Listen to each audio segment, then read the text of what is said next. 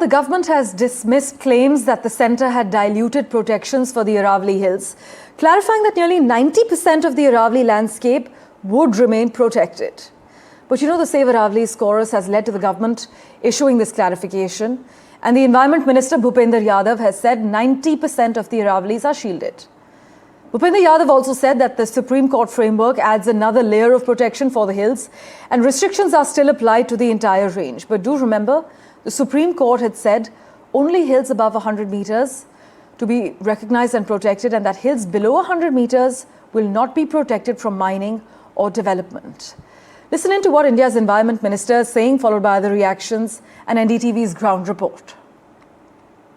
कुछ YouTube channel ने और कुछ लोगों ने एक कन्फ्यूज़न खड़ा कर दिया कि 100 मीटर का अर्थ ही होगा टॉप के 100 मीटर। ऐसा नहीं है।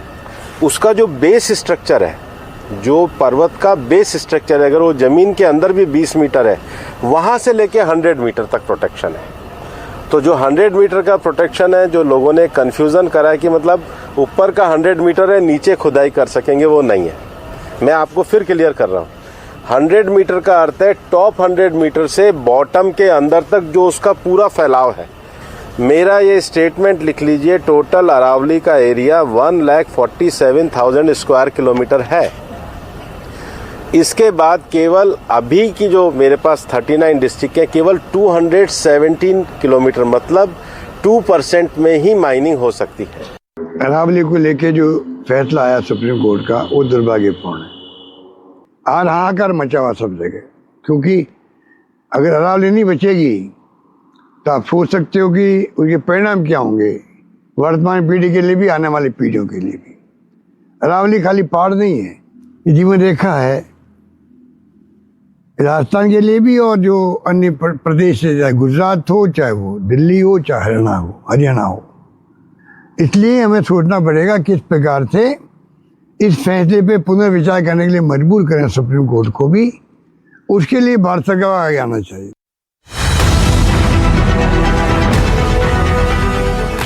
Travelled 173 kilometers from the national capital and have reached Bhiwar district in Haryana. Right behind me you can see the visuals of the majestic Tosham Hills, which is part of the ancient Aravalli range, and it is this very Aravalli range which is amidst a firestorm national debate. It is all because of the controversial Supreme Court judgment that says, that defines Aravallis, that only the landforms which are above 100 meters those will be qualified as the Aravalli Hills. ये क्या कोई फसल है, गेहूं की फसल है कि आप अपनी मर्जी से काट लोगे? नहीं काटने देंगे और हम अपनी जान दे देंगे इसके लिए। हमारे साथियों ने, राजस्थान का, हरियाणा का इतिहास रहा है, पर्यावरण के लिए अमृता देवी ने जान दे दी थी अपने साथियों के साथ, और ये तमाम साथी आज यहाँ इकट्ठा हुए हैं। अलग अलग संगठनों के लोग हैं, इनके अलग अलग मुद्दे हैं।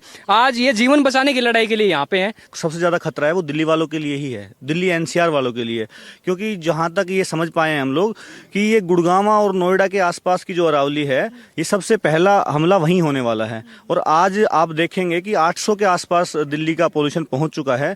तो हम अंदाजा लगा सकते हैं कि आने वाले 20 सालों में, 15 सालों में, जब ये अरावली, जब गुड़गांव वाली अरावली हटने लगेगी, उसके बाद की सिचुएशन क्या होगी? As the day wanes here at Tosham Hills, and so does the hunger strike of the villagers, but the fire of the protesters don't end here. Viral hashtags and social media posts to a grounded act of defiance. The Save the Aravallis movement shows how when the mountains can't speak, people will. Will the Supreme Court reverse its judgment?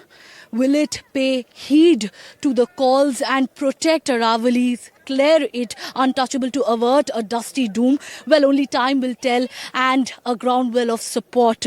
Till then, the ancient Aravalli range continues to be as resilient as ever, but very vulnerable at this point in time. With camera person Gopal, this is Shreya Ghosh for NDTV.